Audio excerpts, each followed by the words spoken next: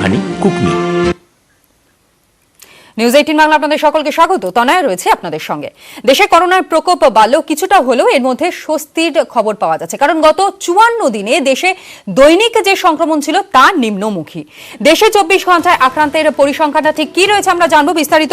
অভিজিৎ এই মুহূর্তে আমাদের সঙ্গে টেলিফোন লাইনে রয়েছে। অভিজিৎ, একদমই তনয়া, দীর্ঘদিন বাদে প্রায় দু মাস পরে কিন্তু গোটা দেশে 1.5 লক্ষের নিচে করোনা আক্রান্তের সংখ্যা কম নামলো এবং গত 24 ঘন্টায় দেশে নতুন করে সংক্রমিত হয়েছে 1,27,510 জন, যা কিন্তু গত দীর্ঘদিন ধরে যেভাবে সংখ্যা বাড়ছিল সেই তুলনায় অনেকটা কম। প্রায় 3 লাখ ছাড়িয়ে গেছিল, সেই জায়গা থেকে দাঁড়িয়ে 1,27,510 জন এবং সেই জায়গার পাশাপাশি দৈনিক মৃত্যুটাও কমেছে প্রায় 34 দিন বাদে, অর্থাৎ প্রায় 1 মাসের ওপরের বেশি সময়। গত 27শে এপ্রিলের পর প্রথম আজকে দৈনিক মৃত্যু 3000-এর নিচে নামলো এবং গত 24 ঘন্টায় দেশে মৃত্যু হয়েছে 2795 জনের এবং যে কারণে বলা যাচ্ছে যে সংক্রমণের হারটাও অনেকটা কমে গেছে। 6.62% সংক্রমণের হার এবং পাশাপাশি করোনা মুক্ত হয়েছে গত 24 ঘন্টায় 2,55,287 জন বলে বলা যেতে পারে। যথেষ্টই স্বস্তির বার্তা, কিন্তু তবুও মানুষ যেন সতর্ক এবং সচেতন থাকে, তাই জানাচ্ছে স্বাস্থ্য মন্ত্রক। ধন্যবাদ অভিজিৎ। রাজ্যের ছবিটাও একবার আপনাদেরকে জানাবো, কারণ রাজ্য দৈনিক সংক্রমণে বড়সড় স্বস্তি। 40 দিন পর আক্রান্তের সংখ্যা নেমে গিয়েছে 10,000-এর ঘরে, আক্রান্ত 10,137 জন এবং 24 ঘন্টায় রাজ্যে করোনায় 131 জনের মৃত্যু হয়েছে। এই মুহূর্তে আমরা টেলিফোন লাইনে পেয়ে গিয়েছি বিশিষ্ট চিকিৎসক শিবব্রত বন্দ্যোপাধ্যায়কে। ডক্টর বন্দ্যোপাধ্যায়, যে ছবি আমাদের সামনে উঠে আসছে, কিছুটা হলেও স্বস্তি কিন্তু পাওয়া যাচ্ছে এবং এই সংক্রমণ সেটা কি কেবলমাত্র এই নিয়ন্ত্রণ বিধি জারি করা হয়েছে সেই কারণেই কমছে বলে মনে করছেন?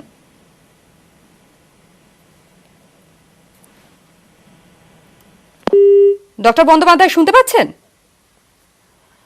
সম্ভবত আমাদের সঙ্গে যোগাযোগ বিচ্ছিন্ন হয়ে গেছে। তবে আরো একবার আপনাদেরকে জানিয়ে রাখি যে রাজ্যের ছবিটাও কিন্তু কার্যত স্বস্তির এবং একই সঙ্গে দেশের যেই ছবি ধরা পড়ছে, গত 54 দিনে দেশে দৈনিক সংক্রমণ সর্বনিম্ন। দেশে 24 ঘন্টায় আক্রান্ত 1,27,510 জন এবং দেশে 24 ঘন্টায় করোনা মুক্ত হয়েছেন 2,55,287 জন এবং দেশে করোনায় সুস্থতার হার 92.09%।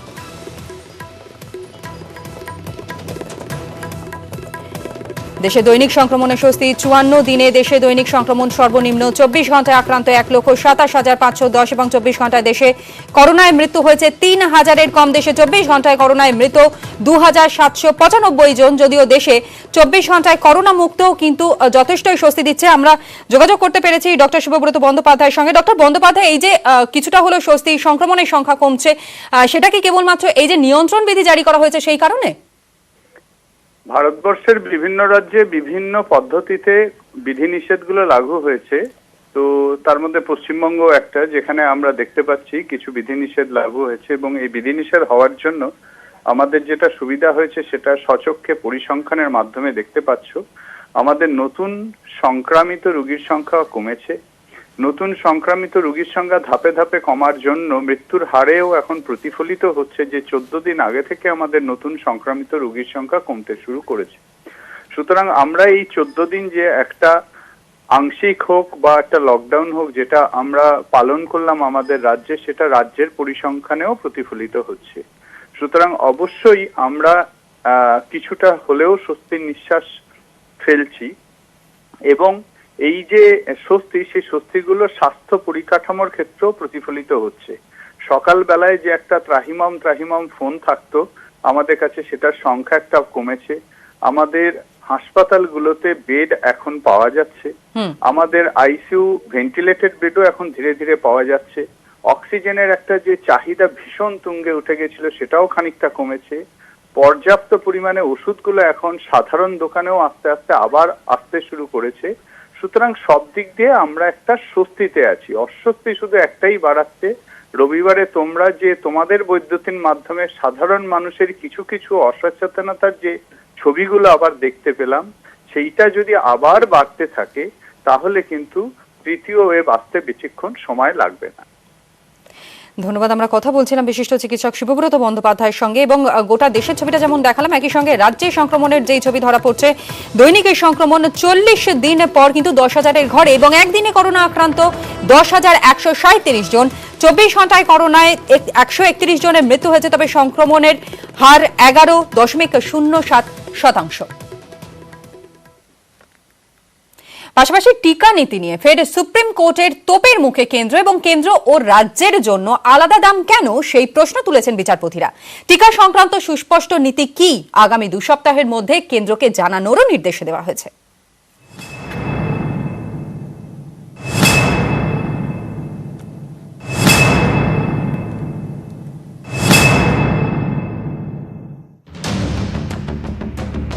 দেশের নানা প্রান্তে টিকার জন্য হাহাকার। কেন্দ্র, রাজ্য, বেসরকারি হাসপাতাল এক একজন টিকা কিনছে এক এক রকম দামে। এই পরিস্থিতিতে টিকা নীতি নিয়ে সুপ্রিম কোর্টের তোপের মুখে কেন্দ্রের মোদী সরকার। শীর্ষ আদালতের এই শতপ্রণোদিত শুনানিতে সোমবার বিচারপতিদের প্রশ্নবাণের মুখে পড়তে হয় কেন্দ্রকে। শীর্ষ আদালত জানতে চায়, কেন্দ্র ও রাজ্য কেন আলাদা দামে টিকা কিনবে? টিকার দাম নির্ধারণের আইনি অধিকার কেন্দ্রের আছে। প্রস্তুতকারক সংস্থা কেন টিকার দাম ঠিক করছে? যেভাবে রাজ্যগুলি নিজেদের মতো করে টিকা কিনতে বাধ্য করছে, তা নিয়েও ক্ষোভ প্রকাশ করেছে আদালত। কেন্দ্রকে ভর্ৎসনা করে শীর্ষ আদালতের মন্তব্য, অবাস্তব একটা প্রক্রিয়া চলছে, রাজ্যগুলিকে বানের জলে ভাসিয়ে দেওয়া হয়েছে। এরকম কেন হবে? কেন্দ্র তো গোটা দেশের প্রতিনিধিত্ব করে। বিচারপতি DY চন্দ্রচূড়ের নেতৃত্বাধীন বেঞ্চের বক্তব্য, কেন্দ্র জানিয়েছে তারা শুধুমাত্র 45 ঊর্ধ্বদের বিনামূল্যে টিকা দেবে। কিসের ভিত্তিতে এই সিদ্ধান্ত? কিসের ভিত্তিতে 18 থেকে 44 বছর বয়সীদের টিকা দেওয়ার দায়িত্ব রাজ্যের উপর ছেড়ে দেওয়া হলো? কেন্দ্রের তরফে এদিন আদালতে দাবি করা হয়, চলতি বছরের মধ্যেই সকল দেশবাসীর টিকাকরণ হয়ে যাবে। কেন্দ্রের এই দাবি শোনার পরেই বিচারপতিরা পাল্টা প্রশ্ন করেন। মাসে 15 কোটি টিকা দেওয়া হচ্ছে, এই গতিতে চললে আগামী 6 মাসের মধ্যে লক্ষ্য পূরণ কিভাবে হবে? প্রত্যন্ত এলাকার মানুষের পক্ষে কিভাবে কোউইন অ্যাপে নিজেদের নাম তোলা সম্ভব? এদিন সে প্রশ্নও তোলে আদালত। ক্ষুব্ধ আদালত বলে, সরকার বলেই আপনাদের সব ঠিক, এসব বলবেন না, ব্যবস্থা নেওয়ার ক্ষমতা আমাদেরও আছে। টিকা সংক্রান্ত সুস্পষ্ট নীতি কি, আগামী 2 সপ্তাহের মধ্যে কেন্দ্রকে জানানোর নির্দেশ সুপ্রিম কোর্টের। আদালতের মন্তব্য, শুধু হলফনামা নয়, নীতি দেখতে চাই। কেন্দ্র যদিও বিদেশমন্ত্রী জয়শঙ্করের আমেরিকা সফরের প্রসঙ্গ টেনে দাবি করেছে, টিকার বিষয়টিকে ভারত সরকার কতটা গুরুত্ব দিচ্ছে এই সফরই তার প্রমাণ। নিউজ 18 বাংলা। এদিকে টানাপোড়েনের মাঝেই অবসর নিলেন মুখ্য সচিব আলাপন বন্দ্যোপাধ্যায়। 3 বছরের জন্য তাকে মুখ্যমন্ত্রীর মুখ্য উপদেষ্টা করা হয়েছে, ঘোষণা করেছেন মমতা বন্দ্যোপাধ্যায় নিজেই।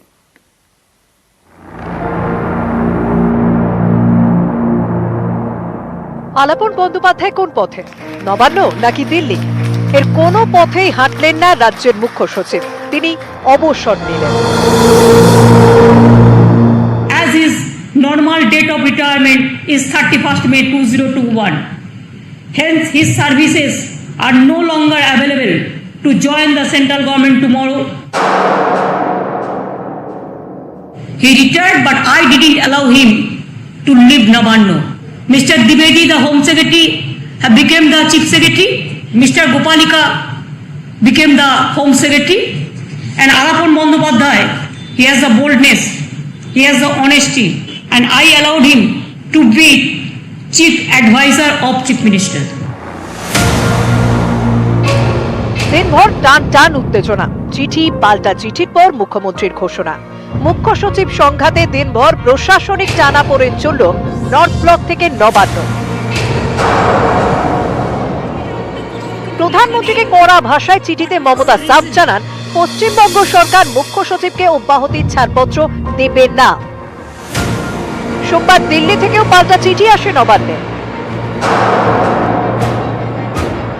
কিছুক্ষণ আগে আমাদের কাছে একটা চিঠি আসে, জাস্ট 5টা বাজার কিছুক্ষণ আগে।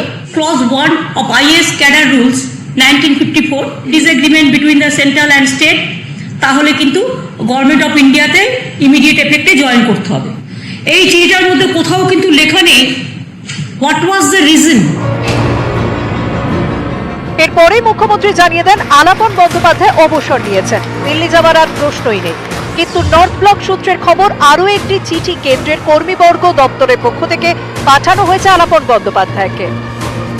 आप सबसे ज्यादा चीफ सेक्रेटरी जो बड़ा ब्यूरोक्रेट होता है उसको आप जस्ट बुला के लेते हैं। It never happens with in this 74 years। প্রতিশোধমূলক আচরণ। আর দে আর দ্য বন্ডেড লেবার। প্রশ্ন উঠছে, অবসরে কি বিতর্ক মিটলো নাকি টানাপোড়েন নতুন মোড় নেবে? ক্যামেরায় সুরজ প্রসাদ গুপ্তের সঙ্গে সোমরাজ বন্দ্যোপাধ্যায়, রাজীব চক্রবর্তী, নিউজ 18 বাংলা। ঝড়ের কেন্দ্রে কলাইকুণ্ডা সেই বৈঠক, তীব্র বাকযুদ্ধে কেন্দ্র এবং রাজ্য।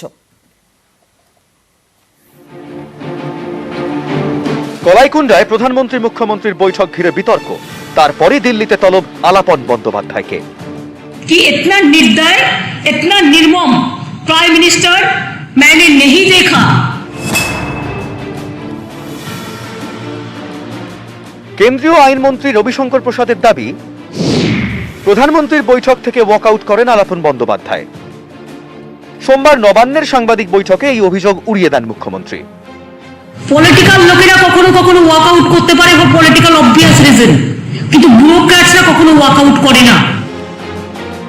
সোমবার সকালে আলাপন বন্দ্যোপাধ্যায়কে নিয়ে প্রধানমন্ত্রীকে দেওয়া চিঠিতেও মুখ্যমন্ত্রী লেখেন, আশা করি এই নির্দেশের সঙ্গে কলাইকুণ্ডায় আমার সঙ্গে আপনার বৈঠকের কোনো সম্পর্ক নেই। যদি সেই কারণে নির্দেশ হয় তবে তা দুঃখজনক এবং দুর্ভাগ্যের। কলাইকুণ্ডায় প্রধানমন্ত্রীর ইয়াস বৈঠকে নন্দীগ্রামের বিজেপি বিধায়ক তথা বিরোধী দলনেতা শুভেন্দু অধিকারীর উপস্থিতি নিয়ে আগেই ক্ষোভ প্রকাশ করেছেন Mamata. Central minister have no objection, then MLA, then opposition leader, what they mean. এদিন প্রধানমন্ত্রীকে লেখা চিঠিতেও মুখ্যমন্ত্রী দাবি করেন, আপনি বৈঠকের ফরম্যাট বদল করে আপনার দলের স্থানীয় বিধায়ককে বৈঠকে ডাকেন। আমার মতে স্থানীয় বিধায়কের প্রধানমন্ত্রী মুখ্যমন্ত্রী বৈঠকে উপস্থিত থাকার কোনো এখতিয়ার নেই। এখতিয়ার বহির্ভূতভাবে এক বিধায়কের বৈঠকে থাকা মেনে নেওয়া যায় না। আমার রাজ্যের মুখ্য সচিব বারবার আপনার সঙ্গে থাকা সিনিয়র আধিকারিকের সঙ্গে যোগাযোগ করেন বিষয়টি মিটিয়ে ফেলতে বা ওই বৈঠকের আগে প্রধানমন্ত্রী এবং মুখ্যমন্ত্রী বৈঠকের আয়োজন করতে বলেন। বারবার বার্তা পাঠিয়েও আমরা কোনো ইতিবাচক উত্তর পাইনি। कि इतना निर्दय, इतना निर्मम प्राइम मिनिस्टर मैंने नहीं देखा। করোনার বিরুদ্ধে এই রাজ্য সরকার লড়াই করতে পারছেন না, ভ্যাকসিন এসে নষ্ট হয়ে যাচ্ছে, লক্ষ লক্ষ সংখ্যায় পড়ে আছে। অসফলতা এটাকে চাপা দেওয়ার জন্য একটা ফালতু বিষয়কে নিয়ে ঘন্টার পর ঘন্টা আলোচনা করে মানুষকে বিভ্রান্ত করার চেষ্টা করছে। বৈঠক হয়ে গিয়েছে বেশ কয়েকদিন, কিন্তু পারদ এখনো তুঙ্গে। নিউজ 18 বাংলা। আর এদিকে কলাইকুণ্ডা এই বিতর্কে বিস্ফোরক রাজ্যপাল জগদীপ ধনখড় আগেই প্রধানমন্ত্রী বৈঠক বয়কটের ইঙ্গিত দিয়েছিলেন মমতা বন্দ্যোপাধ্যায়। টুইটে দাবি করেছেন রাজ্যপাল জগদীপ ধনখড় ঘটনার ভুল ব্যাখ্যা করা হচ্ছে। 27 মে রাতে মমতা বন্দ্যোপাধ্যায় ফোন করেন, ফোনেই প্রধানমন্ত্রীর বৈঠক বয়কটের ইঙ্গিত দেন। শুভেন্দু অধিকারী থাকলে বৈঠক বয়কটের ইঙ্গিত দেন। অহংকারের জয়, জনসেবার হার, টুইটে মন্তব্য করেছেন রাজ্যপাল জগদীপ ধনখড়। আমরা কথা বলেছিলাম তৃণমূলের মুখপাত্র কুণাল ঘোষের সঙ্গে এবং তিনি কি জানিয়েছেন আমাদেরকে শোনাবো। অ্যাকচুয়ালি গোটা বিষয়টা চলছে নির্লজ্জতার প্রদর্শন। এই রাজ্যপাল সাংবিধানিক পদমর্যাদাকে ভুলুণ্ঠিত করে ভোটের আগে বিজেপির দালালি করে পরিবর্তনের ডাক দিয়েছিলেন, মানুষের কাছে প্রত্যাখ্যাত হয়েছেন। তো তারপর থেকে একটা অতৃপ্ত আত্মার মতো মানসিক অবসাদগ্রস্ত বৃদ্ধ এই আচরণ করে চলেছেন। এগুলো সম্পূর্ণ ভিত্তিহীন, কুৎসামূলক, অন্য কোনো কাজ নেই। রাজ্যপালের তো কোনো টুইট দেখলাম না। কেন কেন্দ্রীয় সরকার এমডিসিবি দেয়নি, অক্সিজেন দেয়নি, ভ্যাকসিন দেয়নি, তখন তো রাজ্যপালের টুইট বেরোয় না। তিনি শুধুমাত্র মুখ্যমন্ত্রী এবং রাজ্য সরকারের বিরুদ্ধে মিথ্যা ভিত্তিহীন কুৎসা করতে ব্যর্থ। সাউথ সিটির দিকে নজর রাখবো, কারণ সেখানে টিকাকরণ চলছে একটি বেসরকারি হাসপাতালের উদ্যোগে। এই টিকাকরণ কর্মসূচি যেখানে উদ্বোধনে গিয়েছেন অভিনেতা সাংসদ দেব। একটি বেসরকারি হাসপাতালের উদ্যোগেই চলছে এই টিকাকরণ সাউথ সিটিতে। সেখানে এই টিকাকরণ কর্মসূচি যার উদ্বোধন করলেন অভিনেতা সাংসদ দেব। দেব ছাড়াও সেই বেসরকারি হাসপাতাল কর্তৃপক্ষ তারাও উপস্থিত ছিলেন, সেখানে চিকিৎসকেরা উপস্থিত ছিলেন। Good morning, South Indians. So here we have our Chief yesterday, Mr. Deepak Adhikari, popularly known as Dev, a very famous Hollywood star and a member of Cabinet.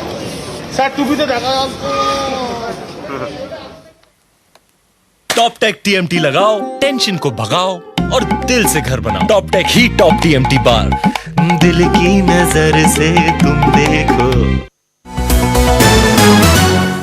News headlines নিবেদন করছে পেট সাফা আয়ুর্বেদিক চূর্ণ, পেট সাফা সব রোগের দফা।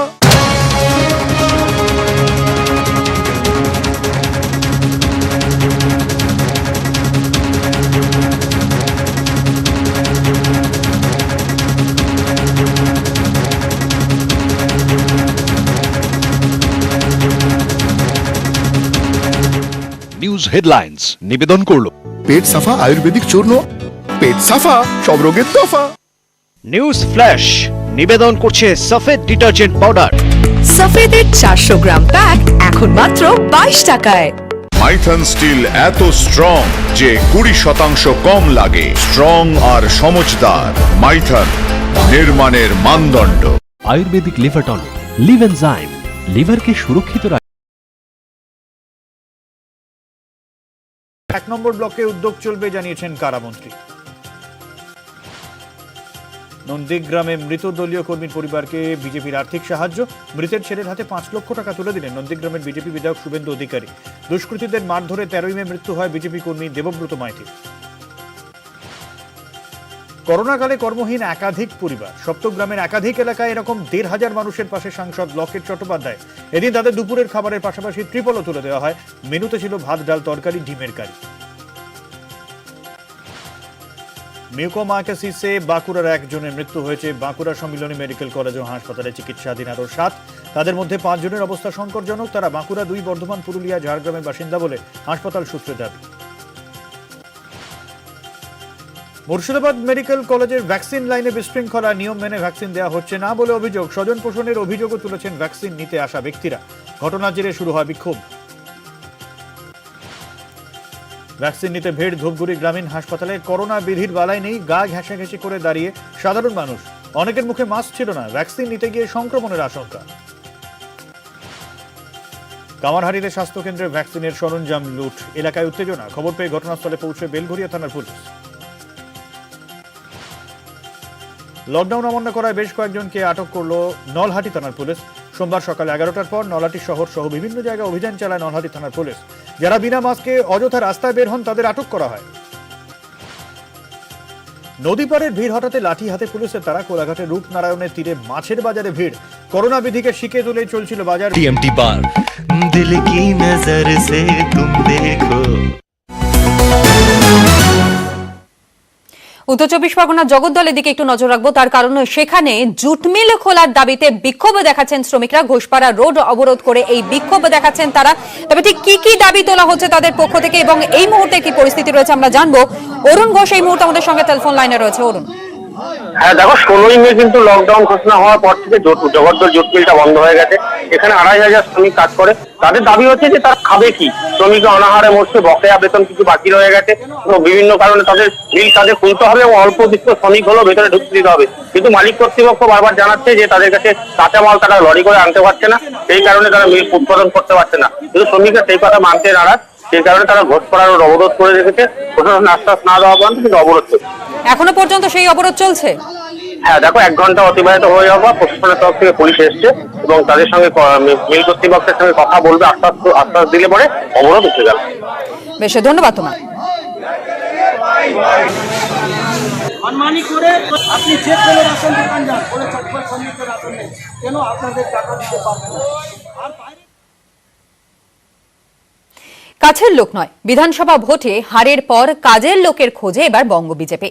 জেলা থেকে বুথ স্তর ছাঁকনি নিয়ে ময়দানে।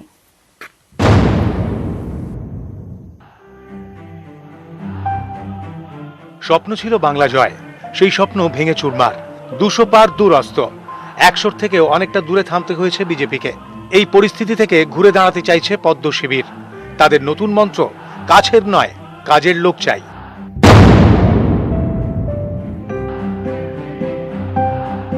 বিধানসভা ভোটের আগে দলে দলে যোগদান বিজেপিতে। তখন অত বাজবিচার করা হয়নি, সবার জন্য ছিল দরজা খোলা। বিজেপির একাংশের মতে এতে যে লাভ হয়নি তা ভোটের ফলে স্পষ্ট। সেই থেকেই শিক্ষা, সংগঠনকে মজবুত করতে এবার তাই ছাঁকনি হাতে বিজেপি। জেলা স্তর থেকে বুথ স্তর সব কর্মীদের দেওয়া হচ্ছে বিশেষ টাস্ক। প্রত্যেক কর্মীকেই তালিকা জমা দিতে হবে, কাজের লোকের নামের তালিকা, অর্থাৎ যারা একনিষ্ঠভাবে বিজেপির হয়ে কাজ করবেন তাদের তালিকা। যার নাম বেশি তালিকায় থাকবে তাকে অগ্রাধিকার। আমরা সবসময় কাজের লোকদের একত্র করছি। আমাদের কাজের লোকের বাইরে অকাজের লোকের স্থান বিজেপিতে কখনোই ছিল না, আজকেও নেই, আগামী দিনেও থাকবে না। কাছের লোক নয়, বরং কাজের লোককেই আগামী বিভিন্ন নির্বাচন, বিভিন্ন পরবর্তী যে পদক্ষেপ, সেই পদক্ষেপে মেনে নিতে চাইছে দল, এবং এভাবেই আগামী নির্বাচনের রণকৌশল স্থির করছে রাজ্য বিজেপি নেতৃত্ব। ক্যামেরায় অরবিন্দ প্রসাদের সঙ্গে সৌরজ্যোতি বন্দ্যোপাধ্যায়, নিউজ 18 বাংলা। রাজ্যের ভোট পরবর্তী অশান্তি নিয়ে সরকারের কাছে বিস্তারিত হলফনামা চাইল কলকাতা হাইকোর্টের বৃহত্তর বেঞ্চ। এন্টালি ঘরছাড়াদের ফেরাতে 3 সদস্যের কমিটি গঠন কোর্টের। ভোটের ফল ঘোষণার পরই রাজ্যের নানা প্রান্তে অশান্তি। এ নিয়ে এবার রাজ্য সরকারের কাছ থেকে বিস্তারিত হলফনামা চাইল কলকাতা হাইকোর্ট। সোমবার একটি জনস্বার্থ মামলার শুনানিতে এই নির্দেশ দেয় হাইকোর্টের ভারপ্রাপ্ত প্রধান বিচারপতির নেতৃত্বাধীন বৃহত্তর বেঞ্চ। সম্প্রতি জনস্বার্থ মামলাটি দায়ের করেন আইনজীবী প্রিয়াঙ্কা টিবরেওয়াল। তিনি দাবি জানান, এন্টালি এলাকায় ভোট পরবর্তী হামলায় ঘরছাড়া বহু বিজেপি সমর্থক, তাদের বাড়ি ফেরানোর উদ্যোগ নিক আদালত। এরই প্রেক্ষিতে 3 সদস্যের কমিটি গড়ার নির্দেশ দেয় 5 বিচারপতির বৃহত্তর বেঞ্চ।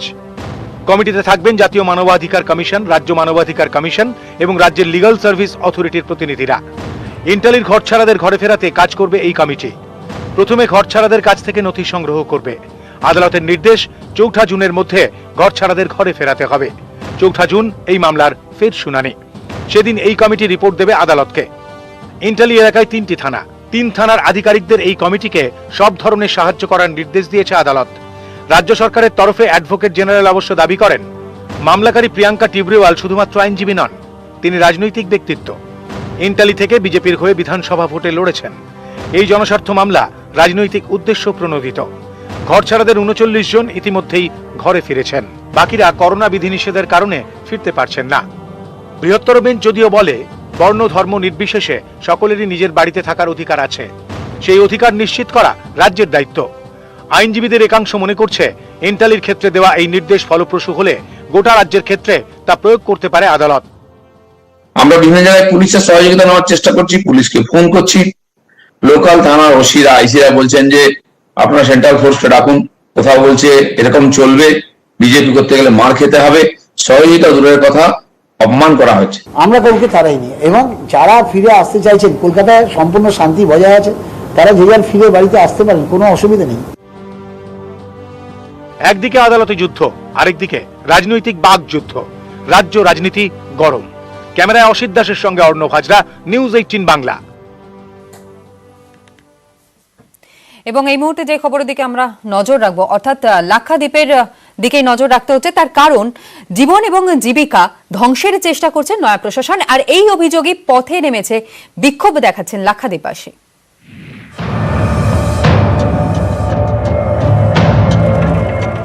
সুন্দরী বালুচর, নীল সমুদ্র, এহেন লাক্ষাদ্বীপই এখন খবরের কেন্দ্রে।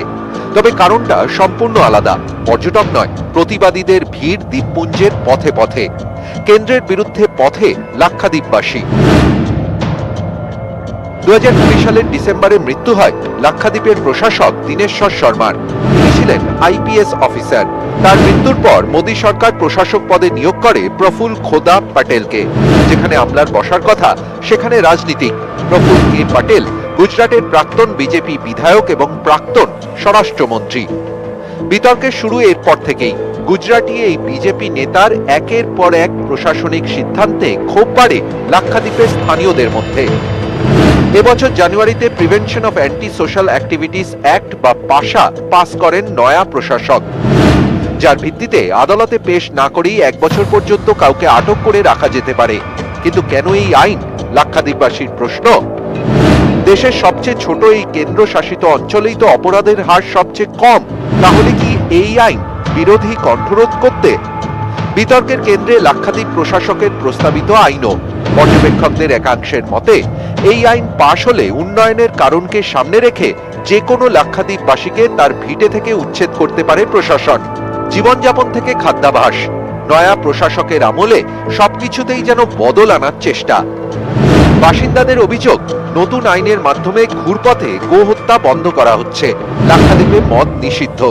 নয়া আইনে মদের দোকান খোলার ঢালাও লাইসেন্স দেওয়া হচ্ছে। লাক্ষাদ্বীপবাসী বারবার প্রশাসক প্রফুল্ল কে প্যাটেলের ভূমিকা নিয়ে প্রশ্ন তুলেছেন। তিনি নরেন্দ্র মোদীর ঘনিষ্ঠ বিজেপি নেতা বলেই পরিচিত। প্রফুল্লের বাবা আরএসএস এর জনপ্রিয় মুখ ছিলেন। 2010 সালে সোহরাবুদ্দিন মামলায় অমিত শাহ জেলে যাওয়ার পর গুজরাটের স্বরাষ্ট্রমন্ত্রী হন প্রফুল্ল কে প্যাটেল। 2016 সালে দমন দিউ এবং দাদরা নগর হাভেলির প্রশাসক করা হয় তাকে। 2011 সালের জনগণনার রিপোর্ট বলছে এই দ্বীপপুঞ্জের 90% বেশি বাসিন্দা মুসলিম। কেরলের সঙ্গে ঘনিষ্ঠ সম্পর্ক, প্রায় সবাই মালায়ালি ভাষায় কথা বলেন। সেই লাক্ষাদ্বীপের পাশে দাঁড়িয়ে সোমবার একটি প্রস্তাব পাশ করে কেরল বিধানসভা। নয়া প্রশাসককে সরিয়ে দেওয়ার দাবি তোলা হয়েছে, যদিও এসবকে গুরুত্ব দিতে নারাজ প্রফুল্ল কে প্যাটেল। তার দাবি, তিনি যা করছেন লাক্ষাদ্বীপের উন্নতির জন্যই করছেন।